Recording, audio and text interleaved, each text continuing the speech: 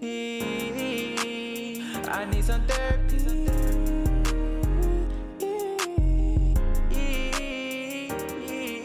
I had a feeling deep inside, and you know the reason why. Why never again I can trust you?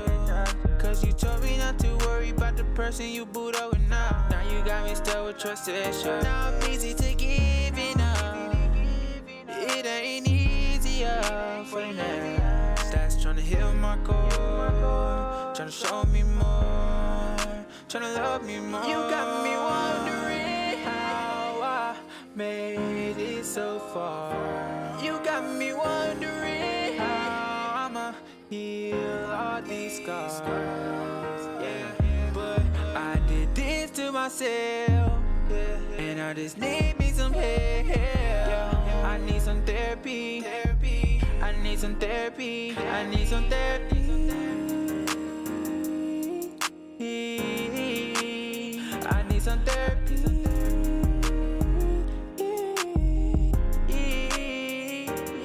I think it's funny how in the beginning you used just to carry me forever, but I guess forever just means temporary. I'm temporary just allow you to hurt me, cause you're doing surgery. You hurting me, you irking me, cause everybody love me. Your daddy, your granny, the cousins and nannies, there's so many.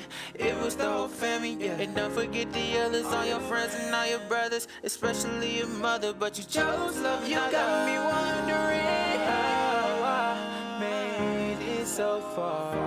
You got me wondering how I'ma heal all these scars. Yeah, but I did this to myself, and I just need me some help. I need some therapy. I need some therapy. I need some therapy. I need some therapy. I need some therapy. I need some therapy. I need some therapy. I need some therapy.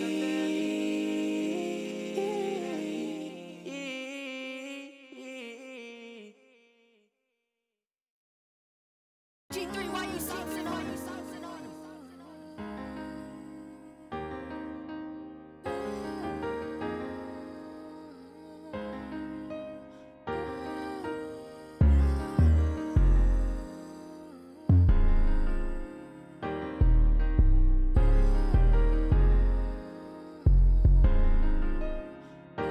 You got me wondering how I made it so far. You got me wondering how I'ma heal all these scars. Yeah, but I did this to myself, and I just need me some help. I need some therapy. I need some therapy. I need some therapy. I need some therapy.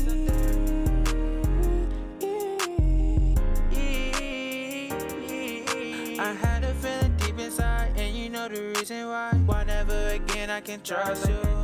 Cause you told me not to worry about the person you booed up with now. Now you got me stuck with trust issues. Now I'm easy to giving up. It ain't easier for you now. That's tryna heal my core, tryna show me more, tryna love me more. You got me wondering how I made it so far. You got me wondering how I'ma heal all these scars. Sure, I could have stayed in the past. Could have even been king. But in my own way, I am king. Hail to the king, baby.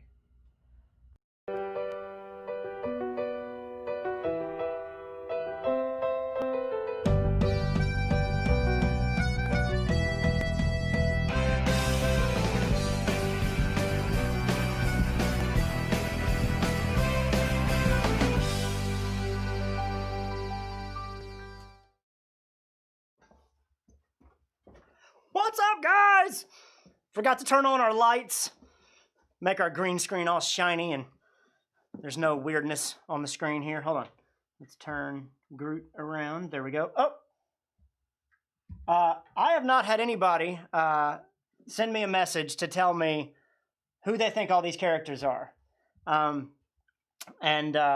I said, we'll give away a gift card. We'll do something interesting. If I don't get a message, from somebody, let's say later this week, I'll start giving you hints. That was actually our cold open. There was a hint as to who this guy was. So if you go back and watch it and Google that line at the end, might tell you who he is. So bonus points if you know his whole name. He has a nickname and he has a whole name as well. He better not be one of those like that has like 6 names because their parents had issues, like Archibald Gregory von Bismarck. Oh no, it's not crazy. It's just he has a first name, a middle initial, and a last name, but he goes by a nickname. So anyway, so announcements. Glad you guys are here, by the way. Episode 2 of season 3.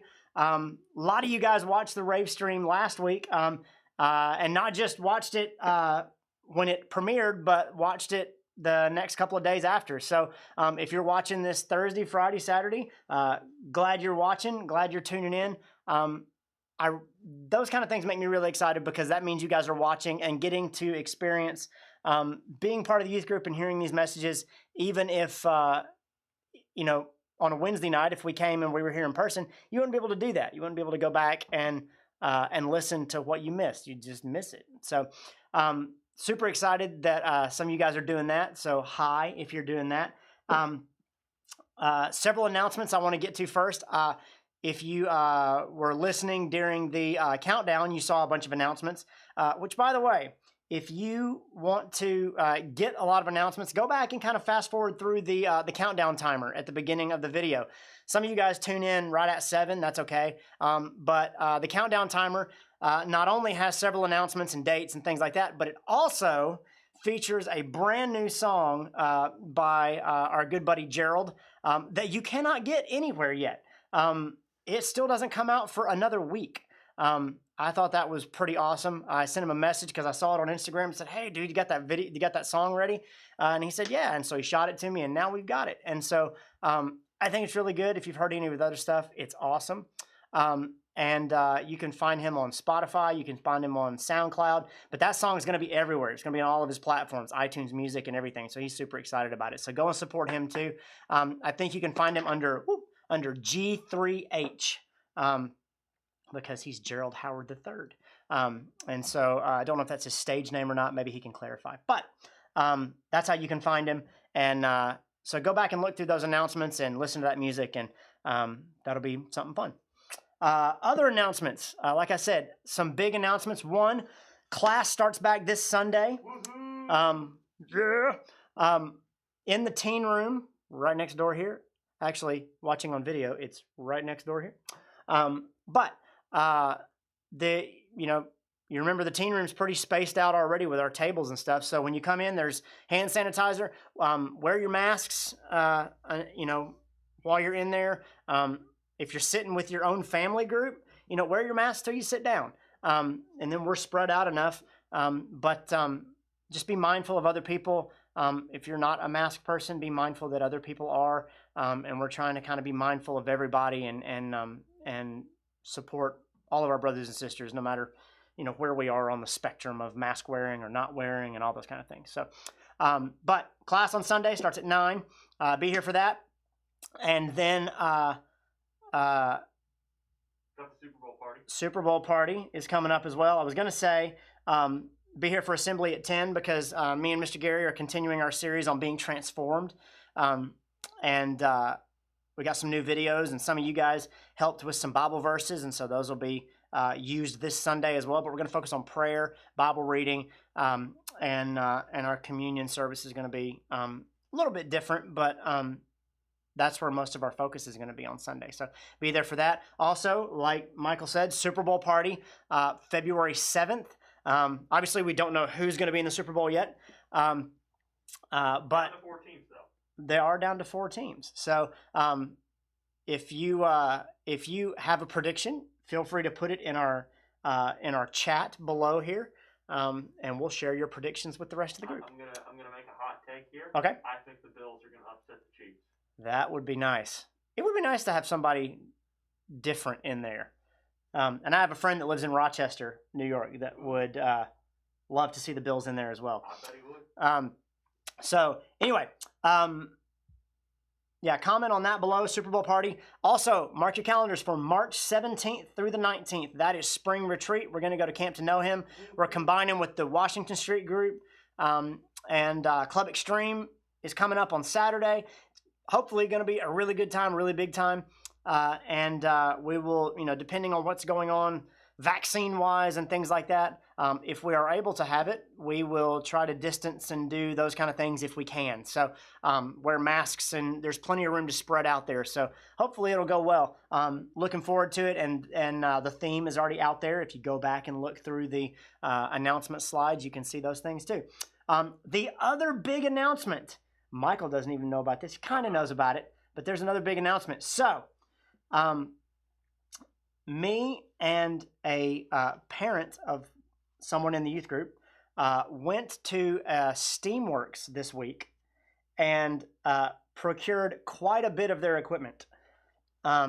Tables, laser etching machines, 3D printers, a huge vinyl cutter. If you know what a Cricut is, this is like a Cricut on steroids. It's huge. And a big printer. Big Cricut. A big printer that does like movie poster size sheets of paper.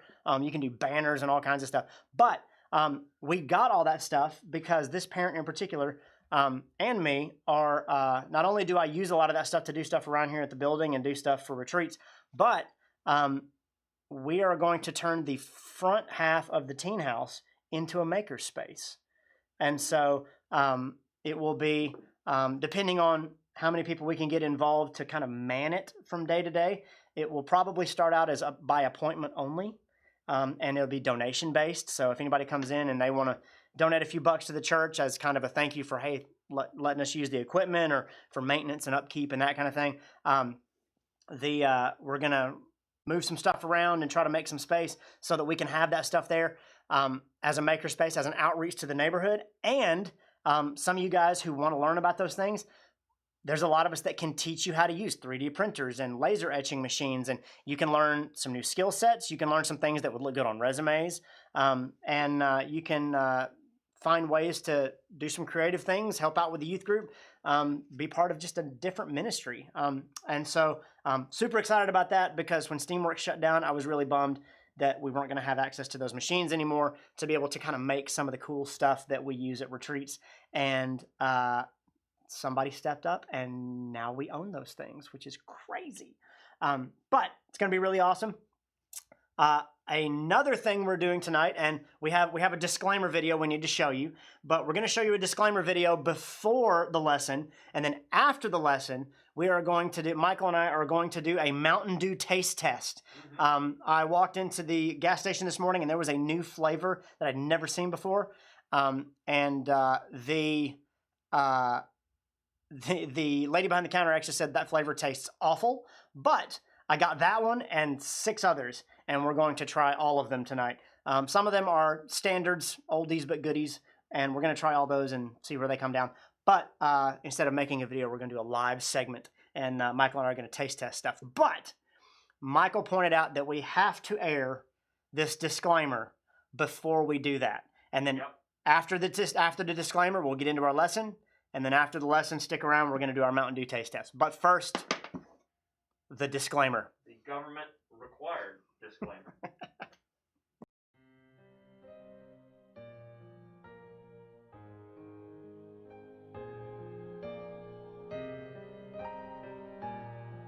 When he was using it in his morning routine, I didn't think anything of it. I don't think anyone realized what the long-term effects from using this would be. Every once in a while, having one, no problem. But then it became a habit for him. and that's when it became a serious issue. Do I have a problem? Shake that tambourine, shake that tambourine, shake that tambourine, shake that tambourine. No. No, I don't have a problem.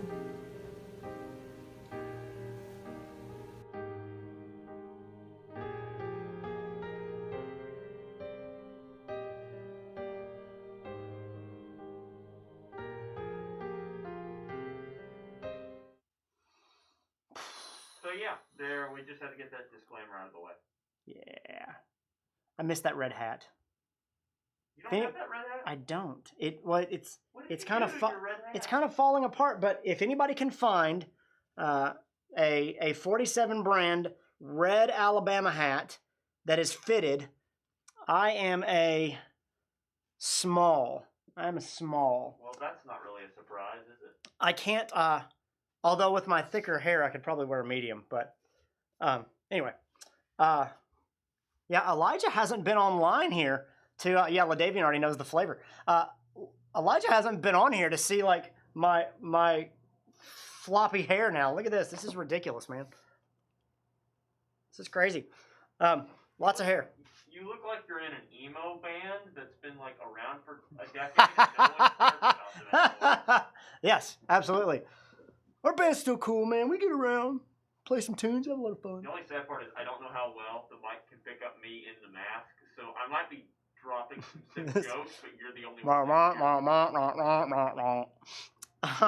Okay, so yes, we're gonna do our Mountain Dew taste test after the lesson. But you remember last week we introduced our new lesson series called Pace, Keeping Pace. I think Michael's got the little logo there somewhere. It's right. It goes right there. Yeah, right there. Oh, look. It looked like I intended to do that. Keeping pace. Pace stands for persistent and consistent action. Effort, not action. That'd be paka. Persistent and consistent effort. Not just that you continue to do something, but that you do it at the same level. The same direction with the same fervor, so to speak. We talked last season about building a stronger foundation and what that means and what that looks like. But now we want to talk about maintaining that. You guys that have made decisions to follow Christ, it's hard. And the idea is not that everything will go smoothly for you, that everything is going to be fine, but that doing things God's way is not just about making it through things now and dealing with difficult things, but hope for the future as well. Somebody recently that I heard a lesson by put it very well that a life with God is better no matter what. The thing that stinks about a life with God is dealing with the consequences that the world puts on you by living a Christ-centered life, whether that's ridicule or persecution, or whether that's the world functions one way and our relationship with Christ is in contradiction to that. So the things that we want to do and the things that we hope for sometimes don't work out the way that the world does, and it's not because we're doing something wrong or that God's plan is wrong somehow. It's that the world and culture and those plans don't quite match up, and so that's the struggle. And how do you keep pace? We talked about runners, and we talked about how a runner might run with somebody that's faster than them to help them keep a steadier pace, and what that looks like and what that means. And so I wanted to start sharing some stories of people that kept pace and people that didn't, and things that happened, and what we need to do in order to have a persistent and consistent effort as Christians, as believers, that we keep on keeping on, like my grandparents would say, that you do the right things for the right reasons all the time, no matter what. And so I want to look at a story in Genesis. It's in chapter 13, and while Michael's getting us there, just want to kind of set up the scene. So this is about Abraham, and this is actually before Abraham makes a covenant with God. There's a big scene several chapters later where God tells Abraham you know, I'm going to make a covenant with you. Your descendants are going to outnumber the stars. This is after Abraham has fled to Egypt and then come back with his nephew Lot. And later on, God's going to make that covenant with Abraham. And when he does, and he says, you know, I'm going to help build a nation with you if you follow me. And there's this big scene where Abraham gets put to sleep, and there's a sacrifice made, and a flaming cauldron and a torch and all these crazy things. But that's when when his name actually becomes Abraham. Before that, his name was Abram. And so when we read the story and you see Abram pop up, that's Abraham. It's just before all those other things happen. So Michael's got chapter 13, what we're going to read here. But Abram and his nephew Lot have come back to the land that we know as Israel, but it's occupied by a bunch of other people. And God says, "Hey, I want you to live here. I want you to set up camp in these spots." And so Abram tells Lot, his nephew Lot, "Where do you want to set up? There's plenty of land. There's fertile land. Where do you want to set up?" And so they kind of part ways. I'm gonna live here, and Abram says, "I'm gonna live over here." So this is what happens in chapter 13. Lot looked around and saw the whole plain of Jordan toward Zoar was well watered, like the garden of the Lord, like the land of Egypt. This was before the Lord destroyed Sodom and Gomorrah. So the land was actually fertile. So Lot chose for himself the whole plain of the Jordan and set out towards the east. The two men parted company, and Abram lived in the land of Canaan, while Lot lived among the cities of the plain and pitched his tents near Sodom. Now the people of Sodom were wicked and were sinning greatly against the Lord. So this idea that Lot, when we see Lot, Abram goes one way and he lives on this area, and Lot lives this direction. And there are some cities that Lot lives near that are sinful. They're doing a lot of awful things. And Lot, in this story, it says he pitched his tent near Sodom. He's not living in Sodom, but he's among the cities. He's around them. He's near that city, but not in it. So he's not a part of those things. Now, I want us to read, and we're going to read what happens in chapter 14. But here's something I want you to think about before we show that verse, Michael. Is the thing I want you to remember is you are who you associate with, for one of two reasons. Either you have picked those people because you're looking for people that match your personality, which means you chose those people because of your own passions, your own heart, what's going on in your own life. Or you found some people that you connected with, and then you find out later they're doing things that may not be exactly right, but you stick with them, which means you either start out with certain behaviors in your heart and you find people that match those, or you meet people and their behaviors can affect your heart. Okay? It is very, very difficult to be in a group of people and not be affected by their behavior. It's not impossible, because God's word says we need to be in the world, but not of the world. So clearly we are supposed to be around people doing things contrary to our spiritual beliefs. But how often, how many people, and to what extent is the real test, okay? So I want to show you what happened to Lot after he spent some time near Sodom, okay? So here's chapter 14. Here's where we find Lot. So before these verses, you find out that a lot of these kings, there's all these little tribes, all these little cities, and all these kings of these different cities decide they're going to fight each other for whatever reason, and they start coming after each other. In the midst of that, Abram has to go and rescue Lot. But here's where we find Lot is the interesting part, okay? It says, the four kings seized all the goods of Sodom and Gomorrah and all of their food. Then they went away. They also carried off Abram's nephew Lot and his possessions. Here's the thing, since he was living in Sodom. So in chapter 13, he's near Sodom. He's not living in town. He's over here somewhere. But later on, we find him right smack dab in the middle of it. He's right there with it, okay? Now, when he started, I'm assuming he did not agree with their behaviors. He did not agree with what they were doing. And when you find him later on, he begs God, you know, let me find one good man. Let me find 10 good people. And he couldn't. And some horrible things happen in that story. We're not going to go into them on air here, but some horrible things happen, and Lot allows them to happen. For whatever reason, he's scared. He agrees with it. We don't know.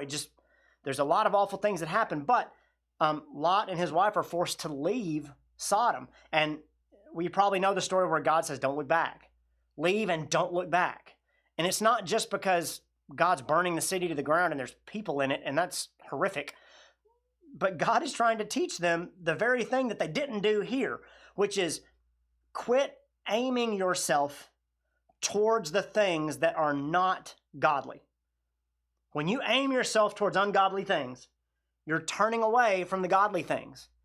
And God is saying, you're leaving this city. I am saving you. I'm rescuing you from this. Don't look back. And of course, we know the story. Lot's wife looks back. And she gets a little salty. There it is. You might want to say that again. I don't think I came through on the mic. I said Lot's wife looks back. And Oh, do I say it again? say it again. And she got a little salty. She got a little salty. Oh my goodness. But yes, she turns to a pillar of salt. And so the idea there is that when God is rescuing you, don't get in his way. When God is rescuing you, focus on God. We find Lot, he aimed himself, he oriented himself towards the wrong things. And when he did, he took his eyes off of God, right? And before he knew it, he was living among the people that he disagreed with before, among the people that he didn't think it was worth living with before. And there's something interesting about the story where he tells God, please let me try to find 50 good people. Let me try to find 40 good people. I think it's interesting that he has to say that because he gets down to 10 good people. You could read the story and say, oh, you're not giving Lot the benefit of the doubt. Maybe he lived there because he was trying to reach out to him.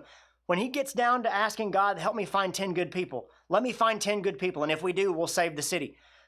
Lot didn't know 10 good people in that city. If he did, he wouldn't have had to ask God for it. He'd have just said, God, there's 10 good guys right here.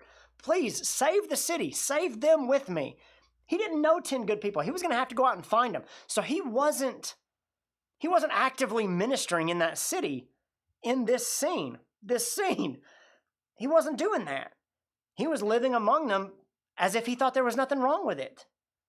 And I'm not saying you need to flee, you need to run away from people who are sinning. But what I'm saying is, if you are going down one path with God and you're flirting with all this other stuff, do not be surprised if the godly things you read about in Scripture aren't happening for you. You can talk about God all day long, but if you're over here doing other things, it's going to be hard to see him. If you're looking this way and looking at these things and God's over here somewhere and you're saying, God, please help me. God, please help me. But you're not looking at, you can't see what God's doing. You have to orient your vision towards God.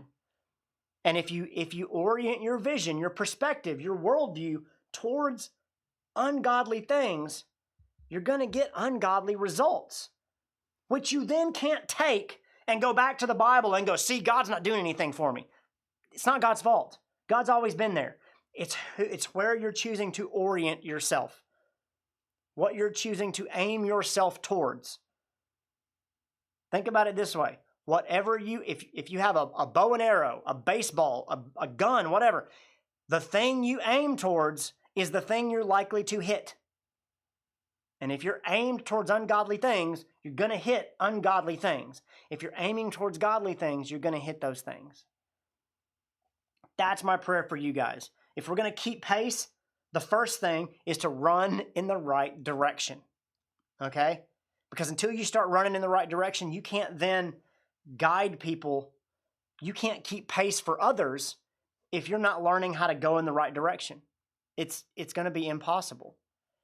And that is a daily decision, okay? Lot made a daily decision. I'm going to keep my tent here. I'm going to keep my tent here. I'm going to live right here. I'm going to stay right here. And one day, he went, no, I think I'm going to leave. Or maybe one day his tent was here. And then the next day it was here. And then the next day it was here. And then the next day it was here. Oh, I might as well just live in the city because I'm right here. You have to be aware each and every day of the direction you are being pulled. And guys, this is a hard thing to hear, but I need you to hear it and I need you to think about it.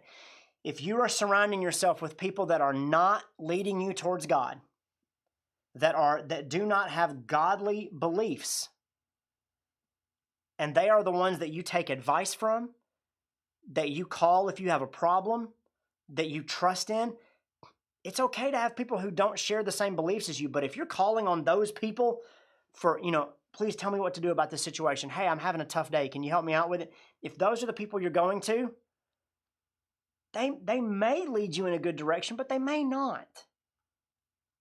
And if you have people that are leading you in the wrong direction, people that encourage you to do the wrong thing every time you're with them, that encourage you not just to do the wrong thing, but to do things that are against your nature. If you're the type of person that doesn't do certain things, but you hang out with people that encourage you to do those things, there's a difference between people that challenge you to be a better person and people that are just trying to get you to do things because. You need to know who you are, and you need to keep your focus on God. And if there are people in your life that you're surrounding yourself with that are leading you away from that are asking you and teaching you and giving you advice that is contrary to God's word, I want you to think strongly about how do you separate from those people? How do you back away from those types of relationships? Every one of us knows what a toxic relationship is. And when you attach yourself to somebody, they're going to lead you in a direction. And here's the thing. You can say that, well, I'm trying to reach them for Christ. I'm trying to be a godly influence in their life. Okay. Are you talking about godly things? Are you, when they do the wrong things, are you encouraging them to do the right thing? Are you inviting them to church events? And not just because the church can save them, get them to the church and I'll help you convert them. But are you helping them be around godly people? Are you encouraging them to do godly things? Or is it the other way around? Are you just keeping your mouth shut and hoping that they see your example and they're continuing to lead you that direction? I'm just asking you to think about it and consider it. Because if you're not even doing that, you're going to end up like Lot. And before you know it, you're living in an environment that you never thought you'd end up in. And you ask yourself, how did I end up here? And you got nobody to blame but yourself. So that's my encouragement for you, is to take stock of those things, is to keep your aim and your focus on Christ so that you can, you can't keep pace, like I said, until you're aimed in the right direction. So that's where we're going to start. Remember, pace means persistent and consistent effort. Okay, and that's the kind of relationship with God that we need, is something that each and every day we're making an effort to get closer and closer to Him. Okay, I love you guys. Well, I want to pray for you guys, and then we will get to our Mountain Dew test. All right, so let's pray together, guys. Father, I thank you so much for the day that you blessed us with. I thank you for the opportunity we have to look at your word, to think about our lives and think about the things that you've called us to do, Lord. I pray as people are doing virtual school and going back to school and just all the things that are going on in our world, Lord, we have a new president today. And there are things that people are nervous about. There are things that people are excited about. There's things that are going on with vaccines and all different kinds of things that are good and bad and scary. And Lord, I pray that you just help us to keep our focus on you. When the world is trying to pull us in a million different directions, help us to keep our focus on you and to spend every day trying to give persistent and consistent effort, that we never give up and we never back down from trying our best to do things your way, to grow closer to you. Thank you so much for all that you do, Lord. Thank you so much for your son and the sacrifice he made for us. It's in your name we pray. Amen. Okay, so let me adjust 11 here. She's following. Great, now you just told them one of the characters. I did. Bonus points if you know her real name. That's a deep dive into the show. Hannah Montana. No way. Okay, so I have some little cups, and Michael has some little I cups. also have some little cups. We got 6 of them, right? Yeah, let's see. Okay, so here's our drinks. Okay, let me move some stuff. Here's our different Mountain Dew flavors. So obviously we have. It's gonna be green. That's gonna be awesome. Well, that one's invisible. We're not gonna be able to. So this is. That's really funny. It's gonna be regular Mountain Dew. I mean, to be fair, even if we turned the thing off, it would probably still blend. It'd still be funny. I didn't even think about this. Okay, so we got regular Mountain Dew. We got invisible Mountain Dew. We've got diet. We've got invisible. Diet Invisible Mountain Dew. We have because we had to get the baseline right. Regular Mountain Dew, Diet Mountain Dew Zero Sugar. Which is just. Ugh. I'm guessing this is going to taste like a flat Mountain Dew. I'm guessing that it's only going to be slightly better than a fart in a hockey bag. Okay, okay. I like that quote. Code Red. We have Code Red. We have Voltage, a fan favorite. A lot of people like Voltage. If anybody's watching, there was a white flavored Mountain Dew that I do not know the name of. There was one over the summer called Red, White, and Liberty or something like that. There is one flavor. And Frostbite, maybe? That's close. I can't remember what it was. Frostbite, Riptide, something like that. It had a shark on it. I know that. Whiteout. It was just called Whiteout. Oh. That's what it was. Whiteout. Oh, and here's the one that started it all. That started my my idea for today. Melon. This is Major Melon. It says Dew charged with watermelon. And then the not so appetizing comment underneath it. Flavor with other natural flavors. That's the one that works with Colonel Sanders. Major Melon, Colonel Sanders. That's right. Here we go. Okay, so how many aside? So you've tasted all of these before, aside from Major Melon, or? I haven't had Code Red in a long time. So we're gonna do some Diet Mountain Dew first. Actually, we're gonna start with the basic. We're gonna start with the basic, and then let's do. Okay, hey, we need to pour. I think we need to pour Mountain Dew, Diet Mountain Dew, and here's the lids. Up here. Here's the lids. I think we need to pour. Wait, which lid is which? It doesn't matter. Mountain Dew. Pour a Mountain Dew, a Diet Mountain Dew, and a Zero. Okay. Here's a Diet. So Mountain Dew. Keep them separate. Yeah. Diet. Diet. And then Zero, and we will try them all in succession because I think these are going to be. I'm guessing we're going to go downhill from regular Mountain Dew. There's Zero. Quite likely. And then we'll try the separate flavors because they're not going to taste anything like the regular stuff. So, honestly, it's really Diet Mountain Dew is really sad because people drink it and they're like, okay, I'm healthy now. I can have like 8 slices of pizza, and it's like, no, that's not going to. Diet Mountain Dew, please. Oh, are we pouring all of them? I'm pouring them. I'm pouring some of these right now. I'll hand them over to you. We don't have to, but I put people. This is an unpopular opinion, but I said what I said. Okay. I would put people who drink Diet Mountain Dew in the same category with people that eat like tofu burgers. Yeah. Like, I'm eating a burger and it tastes like a burger. It's not a burger. I'm drinking Mountain Dew. No, you're not. You are not. That smells good. We need to rank these on like smell and everything. We need to get a smell in. Okay, here we go. So, regular Mountain Dew. To give it Regular Mountain Dew. Here we go. Ready? Okay. Ready? I love that smell. Okay, ready? Oh yeah, that's great. Yeah, that bottle's coming home with me. That's so good. Wait a minute. How much did you pour? I poured a full cup. Oh, I did too. That went down quick. Heck yeah! I know how to take it. Okay, Diet Mountain Dew. I don't even want it. Okay, here we go. Shoot, I'm laughing. Okay, it does smell different, by the way. It does smell. It's not nearly as fruity, actually. Okay, ready? Here we go.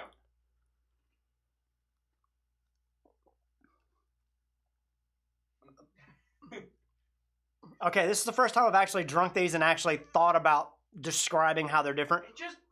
Diet Mountain Dew almost feels grainy to me. It has an aftertaste. Yeah. That's the thing that I don't like about it. And it doesn't have that sweet, like when you first drink it, it doesn't have that sweet, like, oh, that's great. It's just Now, to be aftertaste. Fair, your taste buds could be already receptive to you. You just hit it with the Mountain Dew first. They might be maxed out on that, but the aftertaste. But I should be able to taste, if there's any sweetness to it, I should be able to taste it. Okay, here's zero. You ready? All right, let's see. This one smells less. This one smells flat already. All right, But it's not going to be flat.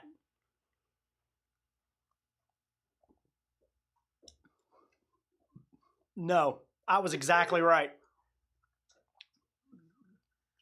Okay, imagine a Mountain Dew that, like a regular Mountain Dew that's flat, but you somehow were able to recarbonate it, so it still had the bubbles when you drank it. No, it's just. I'm not gonna lie. Zero sugar Mountain Dew is to regular Mountain Dew like Pepsi is to Coke. It's just a depressed. Take another drink of it and think watered down orange juice. You're not wrong. Yeah, there it is. Yeah. Watered down OJ. That's what that is. Okay. That wasn't great. Here we go. Okay, take the code red. Here's the voltage. We're passing these over. I like that it seems like it would make sense if we moved the table over and you were on the other side so that I could like look at you. Yeah. Because in the screen you're over there, but actually in reality you're right here. Yeah. So when I do this, it's like, oh, I look crazy. Crazier than I usually am. So I've out of the last three we're trying, I've only ever had voltage, which Really? I thought was really good. I've actually never had voltage. Voltage. I've had code red, but it's been so long. Voltage is pretty good. Okay, here we go. Now, voltage is one of those things where if it's not carbonated, you're probably gonna hate it. Oh yeah, I can see that. But if it's carbonated, it's excellent. Code red when it's not carbonated is okay. It's like Hawaiian To be Punch. fair, I'm a sucker for blue raspberry in general, so voltage is kind of right up my alley. Okay. Let's get this melon. I know. Smell it. You know what melon smells like? You know the gummy Sour Patch melons? Yes. That's Yes. exactly what it smells like. If my mom is watching, she's probably horrified that I can even make that reference. Okay. The code red has a. I'm trying to figure out the smell. Hang on, let me give it a smell. It has a distinct smell. Ooh, it's It smells like you know what are the cherries? The Marciano Yes, cherries? that's it. It's like that juice. Except I bet it's not going to be as good. That's because exactly right. I've actually drunk. I was just gonna say it smells red. We finished eating the cherries on Christmas, and then we drank the juice. My sister and I jokingly called it like a health potion, which Mom did not find amusing. Cherry. It's a cherry flavor. That's what. Okay, here we go. Ready? Ready?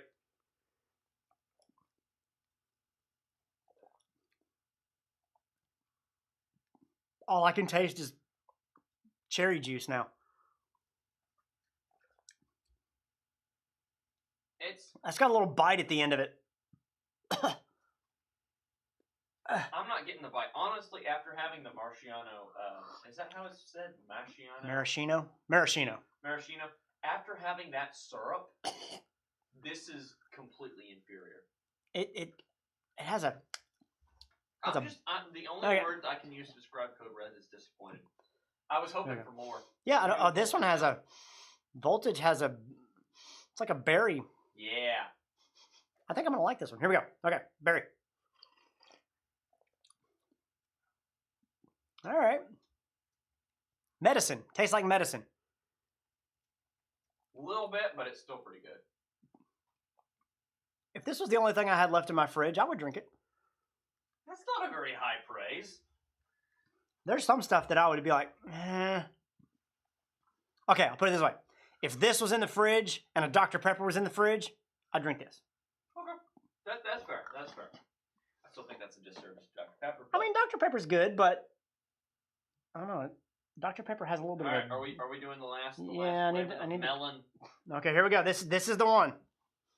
I like the smell. This one smells like a melted Jolly Rancher. Yeah. Like a melted watermelon Jolly Rancher. Okay, now whether it tastes like that or not, here we go. Oh, she was right. You don't like it? I don't even know if I want to finish it. Oh, the carbonation ruins it. I'd rather drink this flat. It would be good flat. Oh, I don't even want to I'm finish not it. gonna lie. Actually, I like this better than Code Red. Oh my gosh. Yeah, I'm out. I'm taking this one home. I will say this though, of the three flavored ones, that one is the closest to the advertised fruit flavor, Yeah, that's fair enough. including Mountain Dew. I think Mountain Dew is like, oh, it's citrus. I don't taste citrus. Now I did in the zero, but Yeah, that's. All right. So out of those, what do you think is your favorite? out of the flavored ones, Yeah, flavored ones. the voltage. Voltage. Voltage. I like voltage better than, like, if I had to sit and sip on one, or if I was gonna guzzle one, voltage. Okay. Voltage. Is really good. I'm gonna. What was your least favorite ones? Obviously. Oh, the melon one. Yeah. So it's probably gonna surprise you. I think I liked Major Melon more than I did Voltage, and I really like Voltage. Well, you can take that one home with you because I ain't will. drinking it again. Okay. So, Pretty good. yeah, LaDavian even said it tastes like a watermelon Jolly Rancher. Yeah, look at that. So, the verdict is voltage, melon, code red, and then of the other ones, Stick with regular Mountain. stick with regular Mountain Dew. The others Just were just disappointing. if you're gonna drink zero sugar or diet Mountain Dew, just go run a mile before you drink a regular Mountain Dew. Don't drink the other stuff. Why would you do that? That's gross. That's disgusting. If you're gonna go to Six Flags, go to Six Flags. Okay? Don't get on a piece of cardboard and roll down a hill and go, Six Flags. No. Drink a Mountain Dew. And also, It's not the same. Please don't try to force 400 pounds of a person into one airplane seat. Just buy a second seat.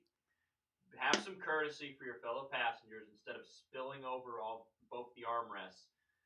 If the people sitting next to you on the plane are both to the side of you and behind you at the same time, there's a problem. This sounds like personal experience here. This is very close to personal experience. We're dispensing life wisdom today. It was horrible. There we go. But if you had a Mountain Dew on the flight, would have made it all better.